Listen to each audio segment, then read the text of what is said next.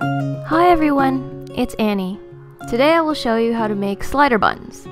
These are also known as mo in Chinese, which is a generic term for a bun or a flatbread. This is a very basic bread recipe, and if you didn't want to make individual small buns, you can bake the whole thing in a loaf pan and make one loaf of bread. This is a follow-up recipe to my Chinese braised pork belly, which I will link in the description box below. So let's get started. You will need all-purpose flour or bread flour, warm water, brown sugar, instant yeast, and salt. The exact measurements will be on my blog linked in the description box below. First, add the brown sugar to the warm water and stir to dissolve.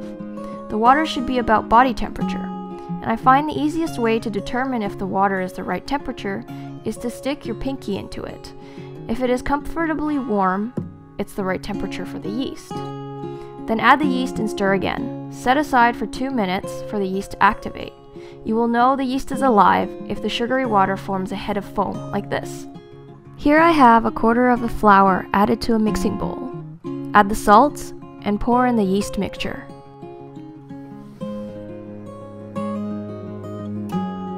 Use a spatula to mix everything into a watery slurry.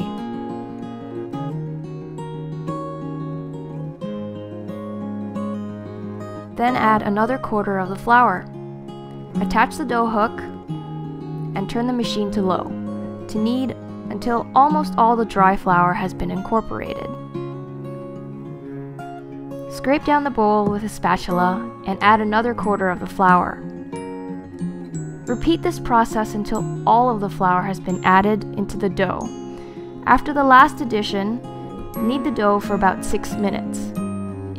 If you don't have a stand mixer, you can knead the dough by hand.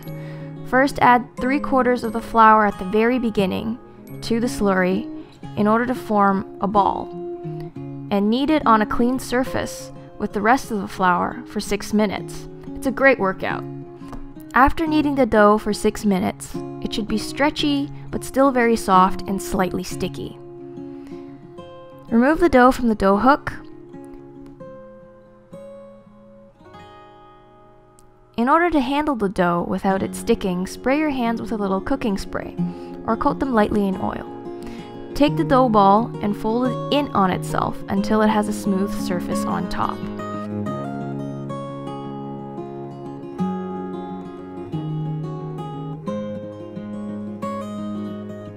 Spray the bottom of the mixing bowl with cooking spray. And drop the dough ball smooth side down into the bowl, moving it around to coat it evenly on top with the oil. Then flip it over. Cover the bowl with plastic wrap and place it in a warm place to rise. I put mine in my oven with the light on. After an hour, it should have doubled in size and look like this.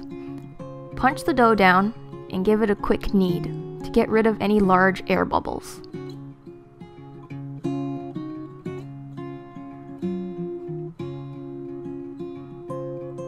Pinch the dough in your hands to form small ping-pong ball-sized portions, and again fold it into itself to form a smooth surface. Then roll it in your hands to make a ball. In order to flatten the buns out slightly, gently pull the dough ball between your fingers to form a disc. If you find the dough sticks, spray your hands with cooking spray.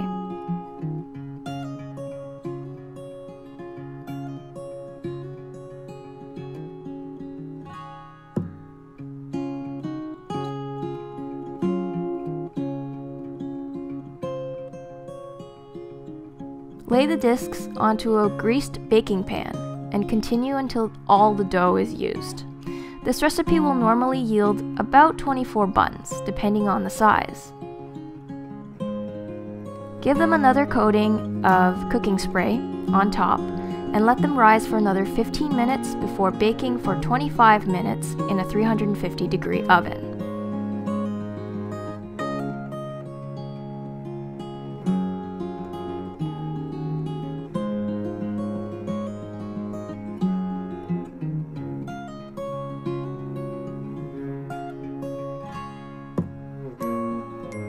They should be golden brown and puffed up when they're done, and they make the whole kitchen smell absolutely amazing. I love the smell of fresh baked bread.